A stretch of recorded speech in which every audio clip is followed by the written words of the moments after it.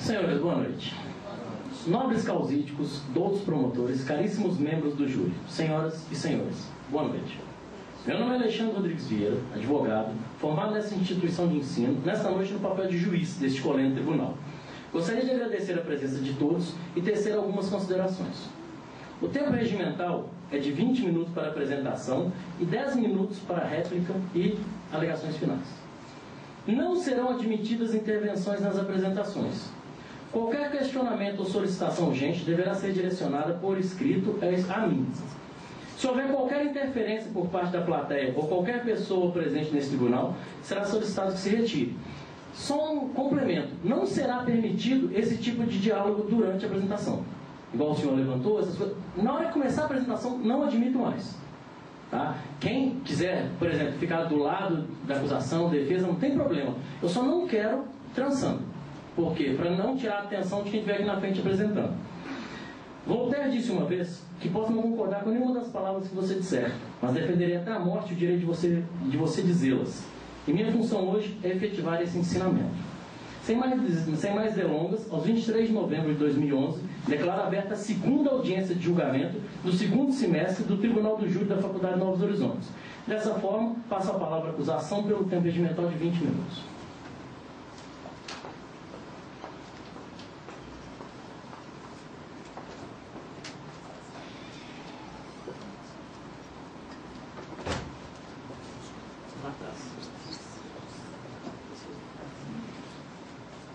Boa noite, meritíssimo.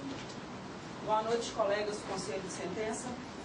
Boa noite, nobres colegas da defesa. Boa noite, senhoras e senhores. Consta nos autos que os 4 réus aqui presentes, de livre e espontânea vontade, adentraram no interior de uma caverna onde praticaram crime contra a pessoa de Roger, a vítima. Quando os mesmos estavam próximos à entrada da caverna, ocorreu um deslizamento de terra seguido de pedras, que bloqueou a única entrada, deixando o grupo de exploradores impossibilitado de sair daquele lugar. Foram enviadas equipes socorristas, mas os mesmos constataram a impossibilidade de um resgate imediato. Foram feitas várias tentativas no esforço de remover os escombros e resgatá-los. Porém, o resgate ocorreu 30 dias depois, quando se imaginava que os acusados e a vítima, Roger, estariam mortos, devido aos poucos recursos que proviam dentro da caverna e da falta de comunicação. Porém, para surpresa de todas, senhoras e senhores, os réus aqui presentes foram resgatados com vida, devido ao consumo da carne humana proveniente do assassinato de Roger. Caros colegas, esses 4 aqui mataram Roger para se alimentar. O Ministério Público formulou contra os acusados denúncia pela prática do crime de homicídio doloso. Estamos aqui nessa noite para pedir a condenação dos réus confessos aqui presentes sobre a acusação de um crime de homicídio. Sim, senhoras e senhores, um crime. Crime em termos jurídicos é toda conduta típica, antijurídica ou ilícita e culpável praticada por um ser humano, cometida contra Roger Weltmore dentro daquela caverna, como consta nos autos. Esses 4 homens aqui cometeram um homicídio doloso, qualificado, crime tipificado pelo artigo 121 do Código Penal, com meio cruel, premeditado. Atentaram contra a nossa Carta Magna, que, fundamentada e orientada pelo princípio da dignidade da pessoa humana, ao preceituar em seu artigo 5º o direito à vida, o bem maior, direito fundamental do indivíduo da espécie humana. Digo homicídio qualificado, senhoras e senhores, porque não me vem à cabeça nenhuma outra forma de execução dentro daquela caverna que não por meio cruel, como por asfixia, uso de pedras, material utilizado na escavação como cordas ou machadinhas, já que nos autos não constam as armas usadas para este crime. Os acusados, sem possibilidade de defesa da vítima, tinham toda uma condição favorável, já que eram em número bem maior que a vítima. Essa que foi executada violentamente, esquartejada, que teve sua carne consumida em comportamento continuado, anormal, amoral e antijurídico, delito nefando, mais conhecido como canibalismo ou antropofagia. Eles alegam, senhoras e senhores, ter feito um contrato. Que contrato? A vida é um bem disponível. Sem contar que nos autos é citado que a ideia partiu de Roger, mas que o mesmo desistiu do contrato. E mesmo assim, os acusados seguiram com o plano macabro, alegando estado de necessidade. Estado de necessidade, senhoras e senhores? O que é estado de necessidade? Segundo o artigo 24, considera-se em estado de necessidade quem pratica o fato para salvar de perigo atual, quem não provocou por sua vontade, nem podia de outro modo evitar, direito próprio ou alheio, cujo sacrifício nas circunstâncias não era razoável exigir-se, não premeditado como eles agiram. Estado de necessidade, quando estamos em alto mar, em um barco, esse barco afunda, nós só temos uma boia, somos várias pessoas. Isso sim é estado de necessidade. Ou eu mato, ou eu morro. No caso deles, não havia estado de necessidade, porque se houvesse, eles não teriam forças para matar Roger, já que estariam desfalecendo. Nesse caso, é inadmissível, senhoras e senhores, a inexigibilidade da conduta diversa e excludente de licitude. Claro que isso poderia exigir uma conduta diferente. Eles tinham outra saída. E para provar que eles tinham outra saída, vou contar uma história não fictícia e nem fantasiosa, mas uma história verídica, triste, do sobrevivente dos Andes. Creio eu, os mais novos aqui presentes já ouviram falar dessa história. No dia 13 de outubro de 1972, um avião que vinha de Montevidéu para Santiago cai na Cordilheira dos Andes com 40 passageiros e 5 tripulantes. Na queda, 16 pessoas morreram. Até o final, quando foram resgatados, 70 dias após, só tinham 16 sobreviventes. E sabe como, colegas? Sabe como eles sobreviveram? Comendo carne humana. Mas não como esses aqui fizeram. Eles não cometeram homicídio.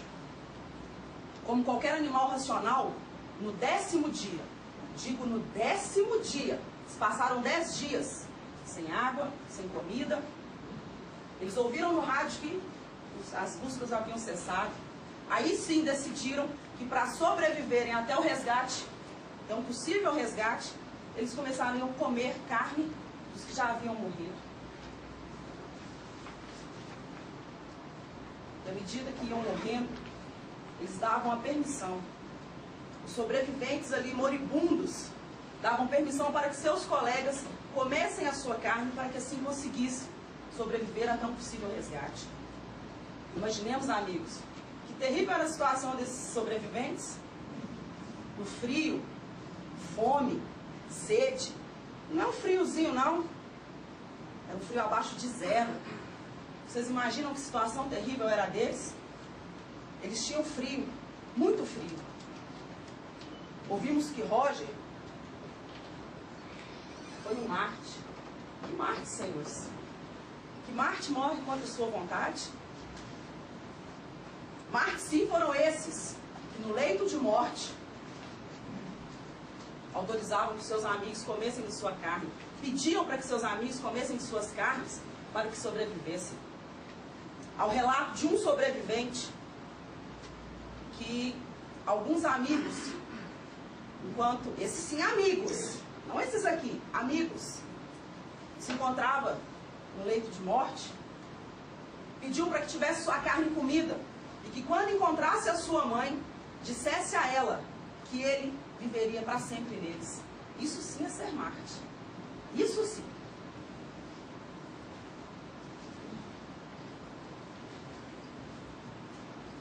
Mesmo em condições precárias. E aí, realmente, em estado de necessidade. Viver com racionalidade. Esses 4 que aqui estão poderiam, se quisessem, repito, se quisessem, agir de tal forma. Esperar que alguém morresse de causas naturais dentro daquela situação, para daí sim começar a comer a carne. Mas não, eles agiram de maneira bárbara, de maneira irracional. Eles mataram Roger para poder sobreviver. Uma atitude egoísta, uma atitude inaceitável, inadmissível.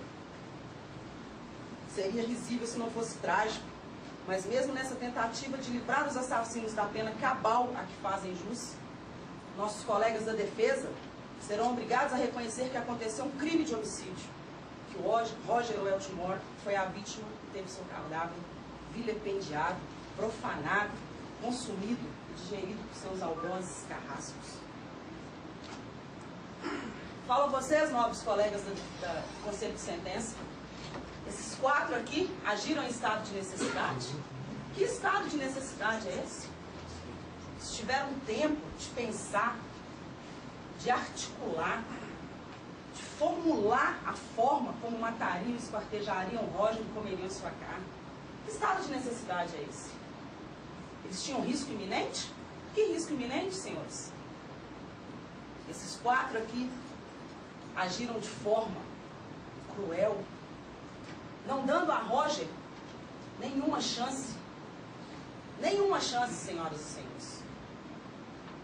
E é este o único motivo desse julgamento: atribuir aos 4 réus confessos a pena cabível ao crime que cometeram. Caso contrário, podemos jogar no lixo todos os nossos livros de direito. Pois ao absolvê-los, estaremos não só cometendo um verdadeiro atentado contra a justiça, mas legitimando a exceção da regra jurídica, na proteção do maior de todos os direitos humanos, que é o direito à vida. Eu falo com vocês, colegas, esses 4 aqui merecem absolvição? Eles agiram em estado de necessidade? Eles não poderiam ter aguardado que um deles viesse a falecer para daí sim se alimentar da carne? Eles não esperaram nem sequer 2, 3 dias. Sobreviventes dos Andes esperaram 10 dias para começarem a daí consumir carne humana das pessoas que já estavam mortas. Eles não violaram, eles não agiram com crueldade, como fizeram esses 4 aqui presentes, que alegam que tinha um contrato. Que contrato, senhoras e senhores? A vida é um bem disponível. Então coloco na mão dos nossos caros colegas que condenem esses 4 réus aqui presentes. Eles não tinham nenhum estado de necessidade. Eles poderiam sim. Os sobreviventes dos Andes esperaram 72 dias para serem resgatados, em condições muito piores do que a deles. Apenas 32 dias. E antes, muito antes do 10º, eles cometeram o assassinato de Roger, para poder se alimentar. Uma ação cruel, egoísta. Então, mais uma vez, peço a condenação desses 4 réus. Muito obrigada. Boa noite. Passo a palavra para a defesa do prazo regimental.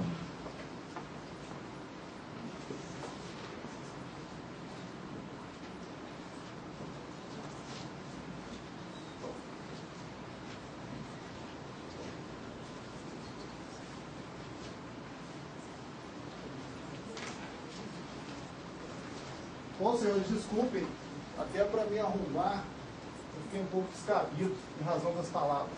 Mas, em primeiro lugar, gostaria de dar uma boa noite a todos os presentes. Obrigado por nos ouvir esse dia maravilhoso para nós. Bom, também congratulo aqui com boa noite Letícia, que tão bem tem gerenciado essa sessão, e também congratulo aqui os senhores do Conselho de Sentença. O Conselho de Sentença que hoje nada mais é que tudo. O Conselho de Sentença vai decidir algo muito importante. Senhores, o Conselho de Sentença vai decidir uma palavra que é muito bonita: liberdade. Liberdade de 4 pessoas que não vou nem dizer acusados. Eu escutei essa palavra acusados. Lógico que viria da acusação normal, mas não são acusados. São inocentes. E nós vamos provar conversando com os senhores a respeito. Conversando porque, senhores, nós não estamos aqui como advogados, como defensores, mas como propugnadores da liberdade. Essa é a palavra. E essa liberdade é que nós vamos colocar aqui. Bom, senhores, a acusação falou muito bem. Parabéns, acusação. Foram palavras nobres, bonitas, mas eu tenho certeza, talvez, não tenho certeza, que não leram os autos, porque nos autos não se encontra nada do que foi dito pela acusação. Me desculpe, a competência é fantástica nas palavras, talvez não tiveram tempo, quem sabe, se interessaram, mas não leram. Bom, senhores, o caso é o seguinte dos exploradores de caverna. A verdade, qual que é a verdade? A verdade é que estes senhores, esses inocentes, combinaram de fazer uma exploração espeleológica numa caverna. Eram 5 pessoas, amigas dessas pessoas. Não são inimigos, não. Amigos, como qualquer um de nós que vá com seus irmãos, com seus colegas ou parentes. E combinaram fazer a exploração. Só que aí levaram uma parte de suprimentos, foram fazer a exploração e adentraram nessa caverna. Só que, intempéries da natureza, o que aconteceu? As rochas desceram e vedou-se a entrada da caverna. São azarados, sim. São azarados. Porém, senhores, ficaram com medo, frio, sede, e os suprimentos foram acabando. A sorte que familiares deram por falta desse senhor, né? E aí avisaram o Estado, avisaram que existiam pessoas num certo local, e essas pessoas estavam lá para fazer exploração. Montaram uma equipe de salvamento. Durante o período de salvamento, tentando retirar as rochas, o que aconteceu? Mais 10 operários morreram tentando salvar essas pessoas. Só que aí, senhores, por sorte, cerca do 20º dia, descobriram que tinham um aparelho de comunicação, um radiocomunicador. E aí, estabeleceram a comunicação com o exterior. Nota-se que eles estavam no escuro, com fome, frio, sede, e não tinham outro meio naquele local para abrir uma porta. Bom, fizeram a comunicação e perguntaram ao grupo de salvamento se eles tinham condições de sobreviver, e o grupo de salvamento falou o quê? Na comunicação, que eles tinham que provavelmente, eles teriam 10 dias para sair do local, ou seja, talvez em 10 dias eles fariam o salvamento. Porém, talvez. E perguntaram também que eles haviam terminado todo o suprimento alimentício. E nesse terminado suprimento alimentício não restava mais nada que comer. E aí houve uma pergunta cabal: se eles consumissem carne humana, sobreviveriam. Bom, sobre os 10 dias foi respondido que talvez em 10 dias eles poderiam sair da caverna, poderiam ser salvos.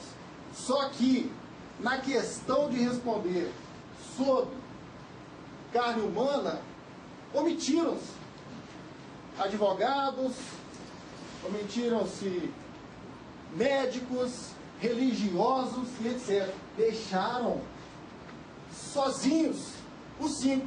Aí foi efetuado a tentativa de efetuar um sorteio, né, entre os 5. Só que, não respondendo a pergunta, posteriormente, deram prazo para se responder, omitiram-se, não ajudaram essas 5 pessoas. E aí o que aconteceu? Aconteceu o seguinte, que cessou a comunicação, não se sabe como, mas cessou a comunicação. Bom, cessando essa comunicação, lógico, ficaram desesperados dentro da caverna.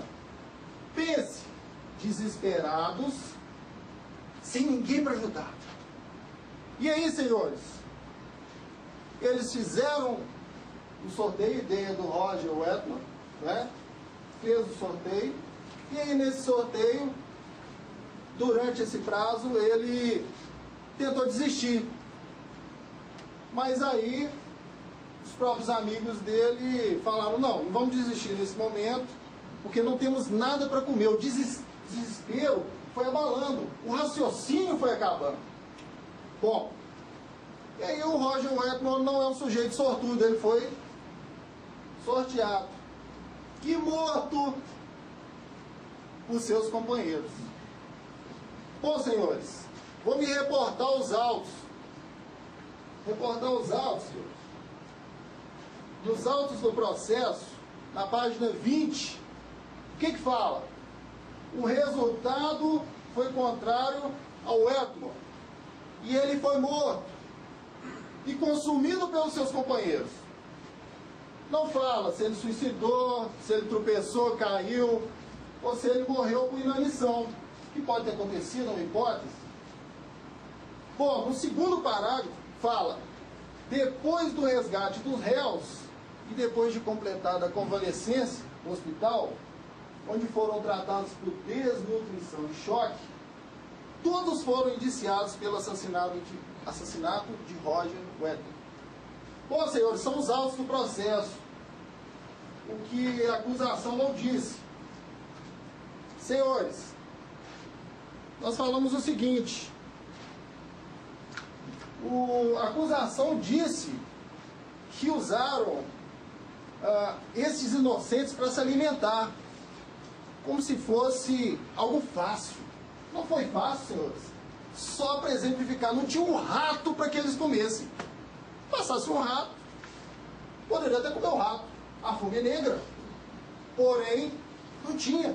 Nos autos não fala nem sobre isso. O desespero foi se abatendo, o raciocínio cessando, e aí, eles... O que aconteceu? Eles fizeram o sorteio e o Roger Wetman foi morto e consumido. Bom, outro item dito pela acusação que, me desculpe, mas equivocou-se. Equivocou-se completamente. Pois disse que a vida é um bem disponível. Não, a vida é um bem indisponível. E sabiam, senhores, que até o aborto é permitido por estupro, por exemplo? Sim, sim. Outro item, pena de morte em tempos de guerra, também permitido. Bom, senhores, como ter racionalidade sem ajuda externa? Não havia como. Não houve como. Bom, ademais, senhores, é fundamental a compreensão dessas escolhas. Ou se sacrificar com a vida, ou pereceriam todos os 5? Essa é a grande pergunta. É mesmo? Senhores, nesse julgamento, o mais importante não é o resultado. Pois, como resultado, já temos os 4 inocentes abalados psicologicamente, atormentados, desde o dia que entraram naquela caverna e saíram dela e ainda estão sendo julgados como se fossem criminosos. E não são. São inocentes. Essas pessoas sofrem, senhores, até hoje, com insônia. Às vezes acordam de noite com total insônia. Eu lembro aqui, reporto-me a Martin Luther King, que disse: eu tenho um sonho, só que o sonho hoje é um sonho de liberdade, para que essas 4 pessoas sejam libertas. Agora, senhores, nós vamos passar a palavra aqui do nosso colega que vai falar sobre o crime. Boa noite a todos os presentes. Boa noite, nobre conselho de sentença. Boa noite, meritíssimo. Eu quero dizer, antes de tudo, me voltar a algumas passagens que a acusação fez referente ao caso. A acusação citou o caso dos Andes. Sim, houve eles canibalizaram, comeram carne humana. Sim. Mas lembrem os senhores que o local dos Andes, a que temperatura possui? Abaixo de 0. E a própria acusação diz que eles comeram carne das pessoas que haviam morrido. Local abaixo de 0, senhores, conserva a carne.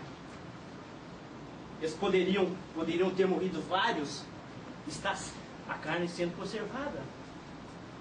Sim? Sim. Agora, senhores, acho imprescindível que os senhores saibam de forma clara o que é o crime. Que a acusação está dizendo que esses pobres homens, esses sofridos homens, que sofreram, estão sofrendo e continuarão sofrendo, estão dizendo que eles assassinaram Roger Wetmore, que foi um crime. Segundo o Código Penal brasileiro, crime é todo fato típico, ilícito e culpável. É força, senhores. Fato típico, ilícito e culpável. São necessários três elementos fundamentais para que se configure, exista o crime. O que é o fato típico? Fato típico, senhores, sendo objetivo, é o que está escrito na lei. É uma descrição que diz que aquela conduta cabe punição. O que é fato ilícito? O que é ilicitude? A ilicitude é uma conduta contrária ao ordenamento jurídico. É uma conduta que fere ou expõe ao perigo um bem juridicamente protegido, não estando amparados por causa de justificação. Não estando atuando amparados por causa de justificação. Parou-se aí. O outro elemento é a culpabilidade. É o que diz que por cama se pode culpar ou não. Mas se não vamos entrar nele, parou-se na ilicitude. Essa parte que diz, não estando amparado por causa de justificação. E esses homens, sim, esses 4 homens estavam parados pelo estado de necessidade, que é uma excludente de solicitude. Artigo 23 do Código Penal. Não há crime quando o agente pratica o fato em, primeiro inciso, estado de necessidade. Existem outros incisos, mas vamos nos parar por aí. Estado de necessidade. Diz, recordo-me bem, Damásio Evangelista de Jesus, um renomado professor, entre outras coisas. O fato típico por si só não basta para que se configure crime. É necessário que a conduta seja ilícita. É necessário uma ilicitude. e não houve. Porque estavam esses homens, aqui supostamente acusados, amparados pelo estado de necessidade.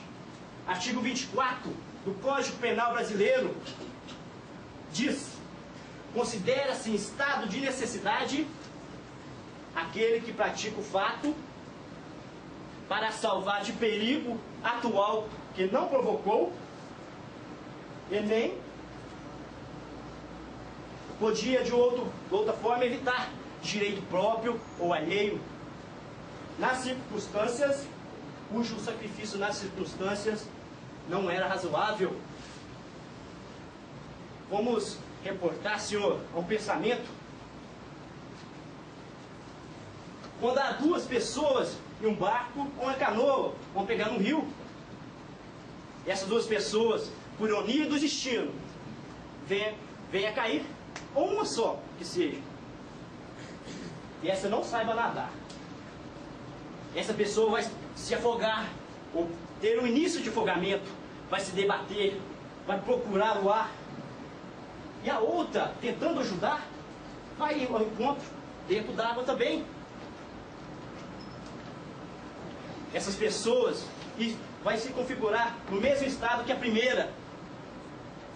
Imaginem, senhores, e pensem comigo, duas pessoas se afogando, não sei, pode haver algum caso na família de vocês. Essas pessoas, quando estão afogando, elas têm um mínimo de raciocínio.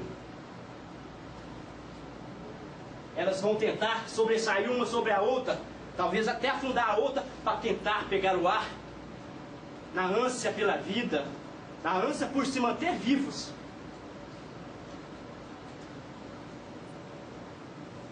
Isto é um estado de necessidade.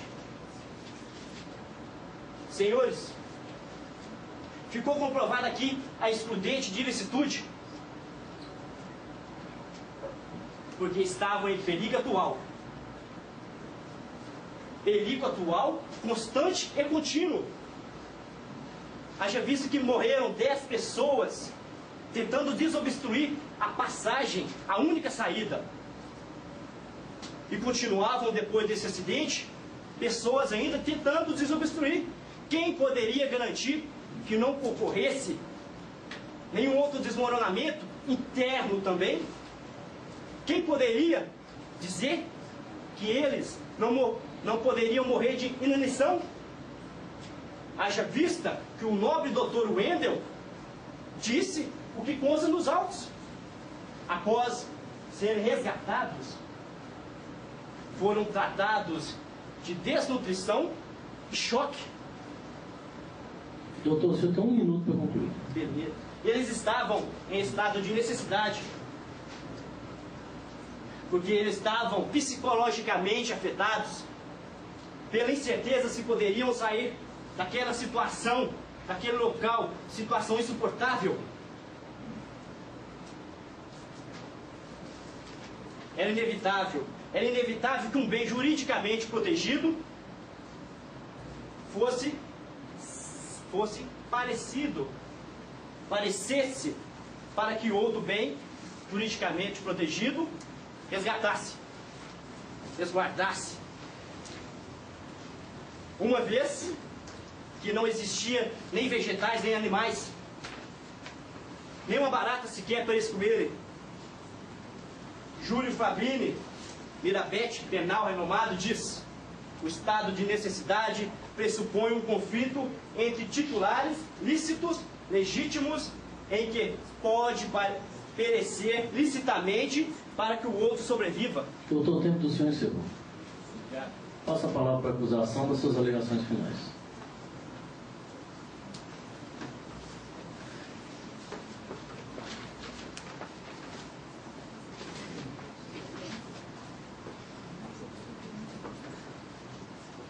Caros colegas, a defesa simplesmente acabou de confirmar a nossa tese de acusação.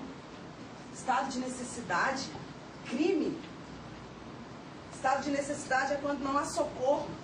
Sendo assim, esse em questão havia socorro. Mesmo que demorasse, o socorro estava presente. Outra colocação, senhores. Se os 4 aqui não são acusados, O que estão fazendo no tribunal? Estão passeando? Parabenizo os caros colegas da defesa pela belíssima tentativa de ludibriar o conselho de sentença. Artigo 121, colegas. 121. Matar alguém. Qual o fato que ocorreu na caverna? Roger suicidou? Caiu, bateu a cabeça numa pedra?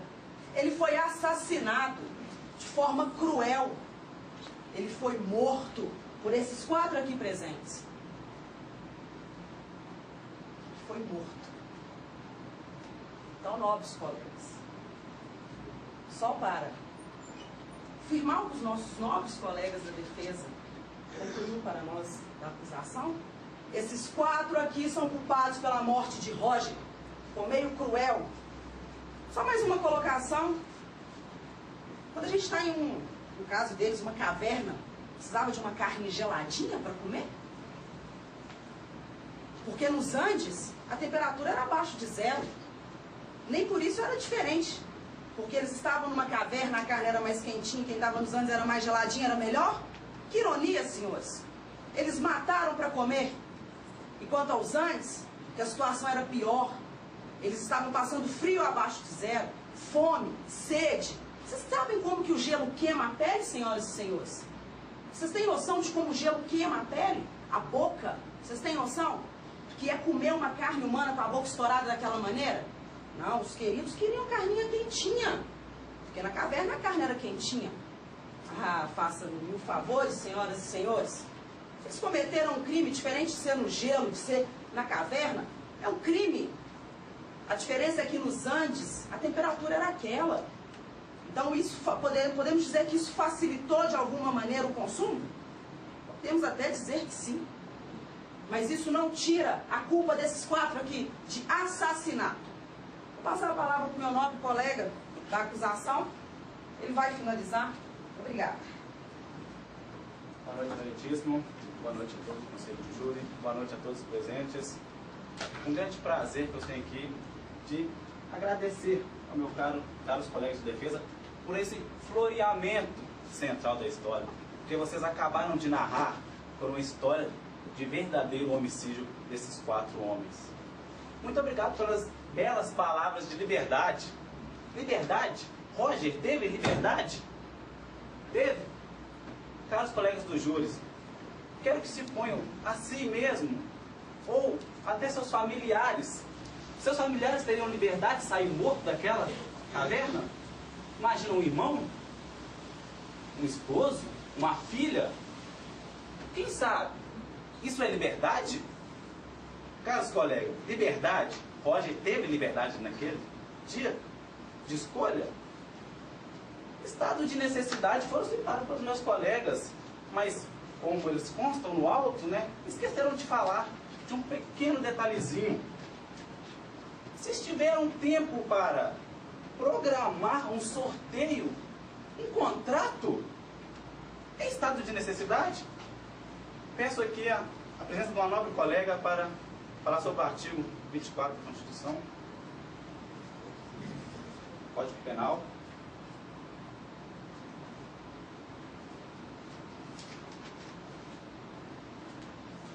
Considera-se em estado de necessidade quem pratica o fato para salvar de perigo atual, que não provocou por sua vontade, nem podia de outro modo evitar, direito próprio ou alheio, cujo sacrifício, nas circunstâncias, não era razoável exigir-se.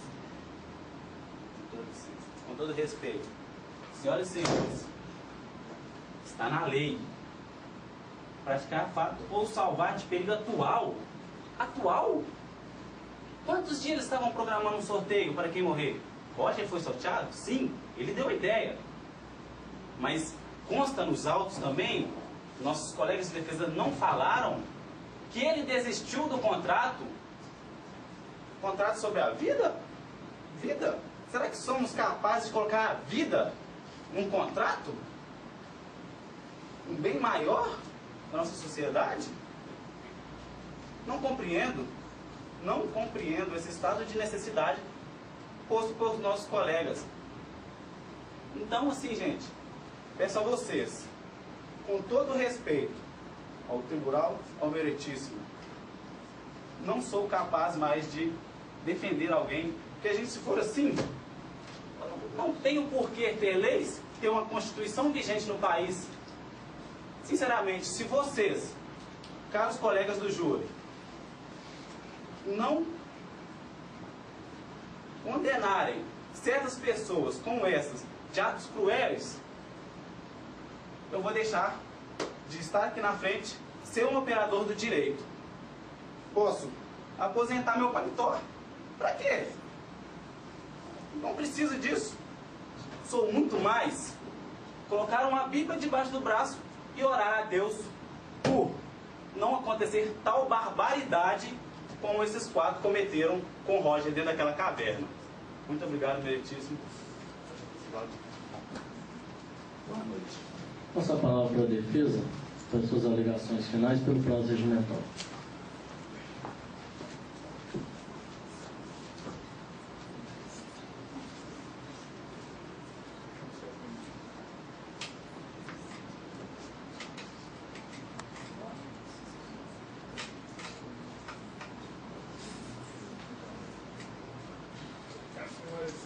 Esse artifício para demonstrar uns poucos segundos do que aconteceu dentro de uma caverna.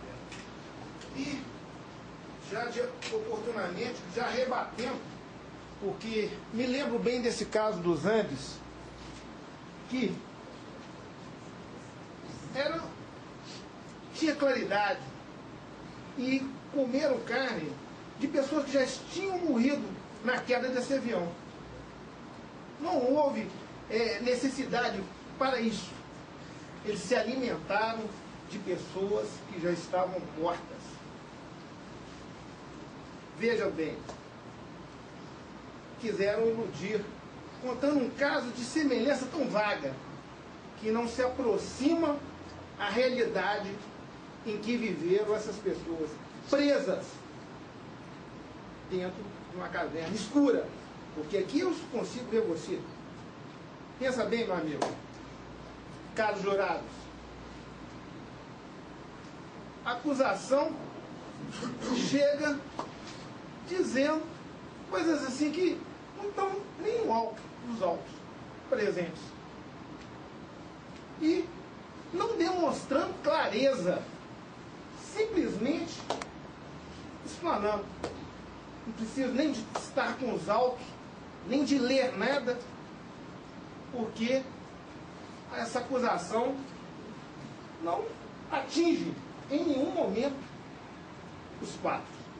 Porque, na verdade, são vítimas e são inocentes. E nem deveriam estar ali sentados nos bancos. Ora, se chegar uma acusação tão tênue, querendo demonstrar que 4 pessoas inocentes, julgando elas no rol dos culpados,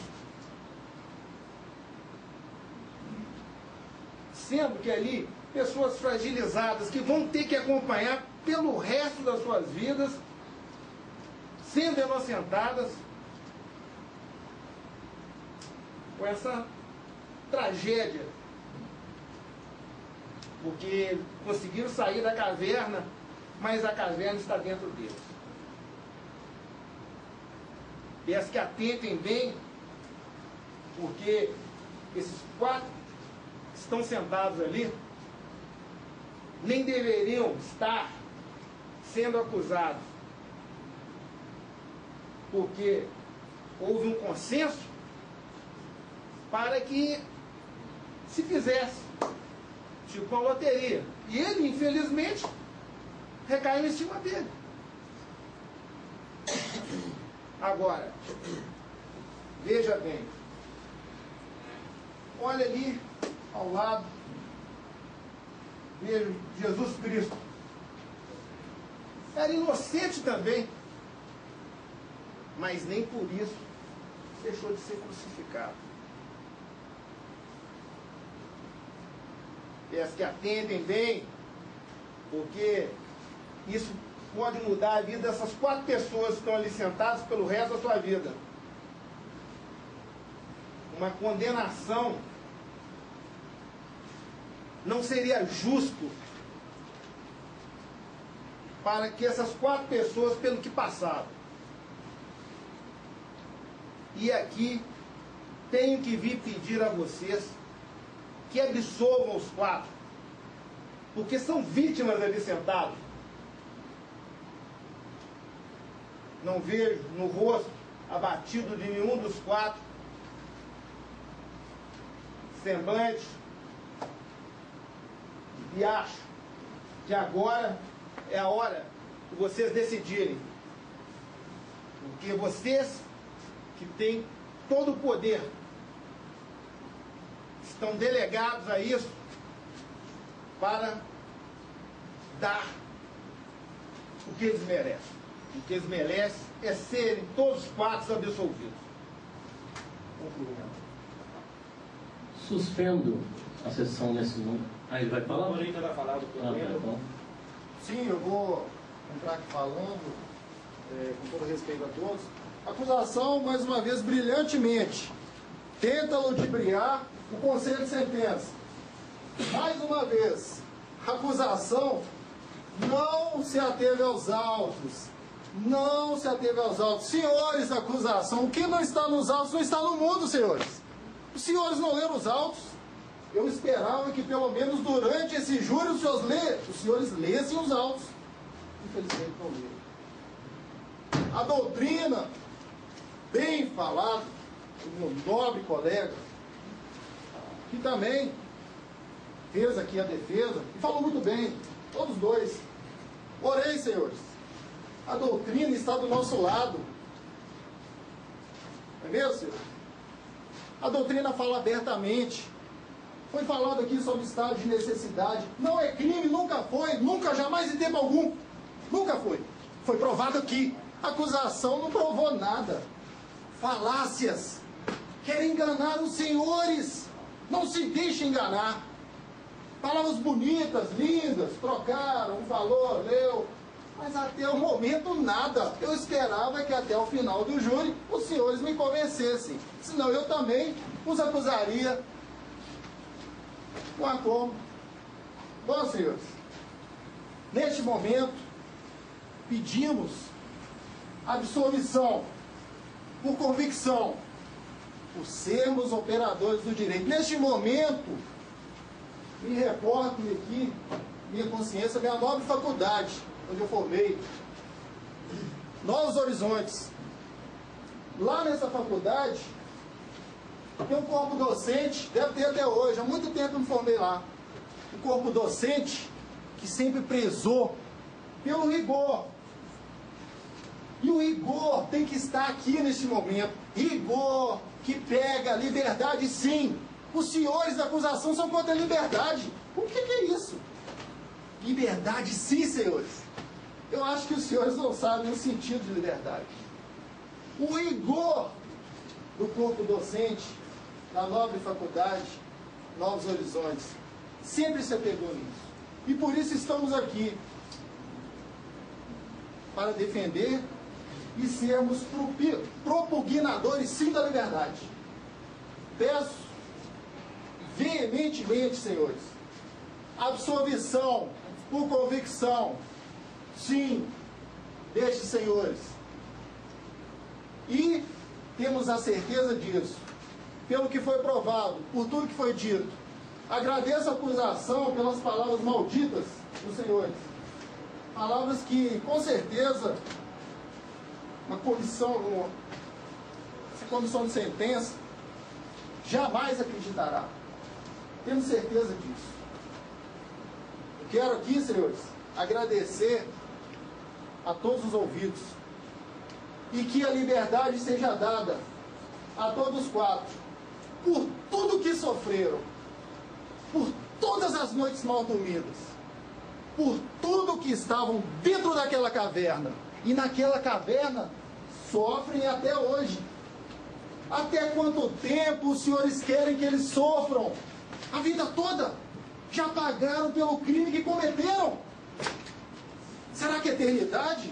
Parabéns à acusação, os acuse eternamente, se existir outra vida. Pedimos que os absolva. Meu muito obrigado. Suspendo a sessão de julgamento para as deliberações do Conselho de Sentença. Declaro reaberta essa sessão de julgamento. O Conselho de Sentença se reuniu, deliberou e decidiu, de acordo com a apresentação que vocês fizeram aqui hoje. Antes do nosso amigo Leonardo ler a decisão do Conselho de Sentença e proferir a decisão, eu quero fazer só algumas considerações. Primeira delas, independente de quem tenha ganho ou perdido, se os réus serão condenados ou absolvidos, mas todos vocês ganharam com o trabalho de hoje. A primeira coisa. Segunda coisa, a partir do momento que o Léo ler a decisão e ela for proferida, eu não quero manifestação de nenhuma das partes. Eu não quero manifestação nem de acusação, nem da defesa. Ele vai ler. Depois que ele terminar de ler, a palavra volta para mim. Eu encerro. Depois que eu encerrar, solta foguete, bombinha, aquele negocinho de papel, o que vocês quiserem. Só depois que eu encerrar. Antes disso, eu não. Por favor, peço a compreensão de vocês. Leonardo, a palavra é sua. Boa noite. Poder Judiciário, primeiro Tribunal do Júri da Faculdade de Novos Horizontes, primeiro semestre de Direito 2011, noite. Processo 00/2010. Réus, os 4 coloradores de Caverna.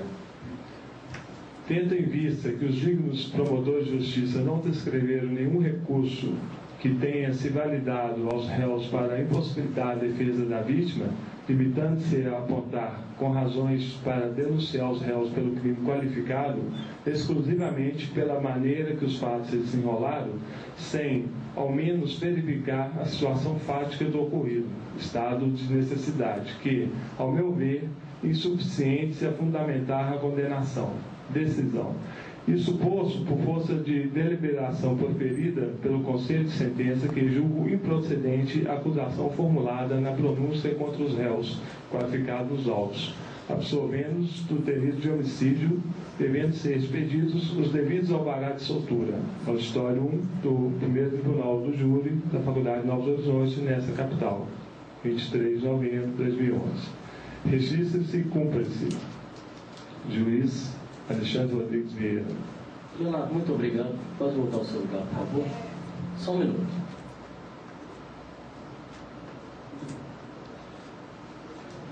Como eu disse, a decisão foi proferida, o Conselho deliberou e decidiu que os réus são inocentes. Entenderam que a excludente de licitude de estado de necessidade estava presente. Dessa forma, tenho a honra, nesta oportunidade, de participar desse trabalho com vocês. Como já disse várias vezes, eu vejo, quando vocês apresentam aqui, a mesma insegurança que eu tive quando eu me iniciei. Eu vejo as folhas tremendo aqui, e elas já tremeram muito nas minhas mãos também. Mas hoje eu falo que eu tenho o prazer de não poder ver o microfone e querer falar. Eu venci toda essa tremedeira. Para mim hoje é um prazer e uma honra estar aqui à frente de vocês. Gostaria de deixar para todos alguns pensamentos que valem a pena, pois se a liberdade significa alguma coisa, será sobretudo o direito de dizer às outras pessoas o que elas não querem ouvir. Muitas vezes aqui nessa noite, algumas pessoas escutaram o que não queriam. Talvez o Conselho de Sentença tenha seguido um caminho que a acusação não tenha gostado. Na vida de vocês vai acontecer isso. Na vida de vocês vai acontecer muitas vezes de vocês terem certeza de algo e essa certeza ser derrubada por uma decisão de um juiz. Então, se preparem para isso. Isso faz parte da vida de vocês, principalmente da vida de um operador do direito. Nós, juristas, nós, os advogados, não somos os instrumentos mercenários dos interesses das partes. Temos uma alta magistratura, porque o primeiro juiz de qualquer processo é o advogado, que é o primeiro que julga, o primeiro que analisa.